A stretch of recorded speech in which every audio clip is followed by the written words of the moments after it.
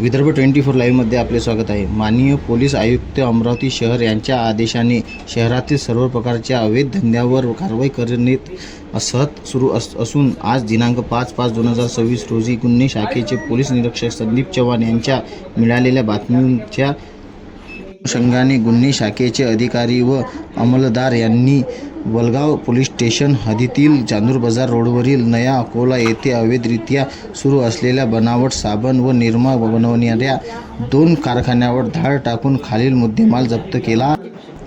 जप्त मुद्देमाल Surf Excel powder 244 पोते किंमत 5,86,800, व्हिल्स पावडर 338 पोते 4,21,950, व्हील साबण 400 बॉक्स 3,40,000, फेना पावडर 15 पोते 30,000, सर्फ एक्सेल पावडर कच्चा माल 30 पोते 35,500, व्हिल्स पावडर कच्चा माल 90 पोते 1,12,500, निरमा पावडर पॅकिंग मशीन 5 नग 15 लाख, साबण पॅकिंग मशीन 1 नग 4 लाख,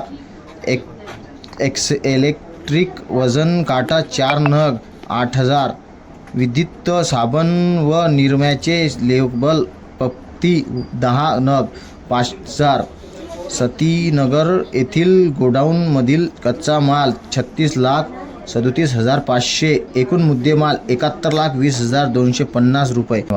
सदर ठिकाणावरून खालील इसमास ताब्यात घेण्यात आले आहे।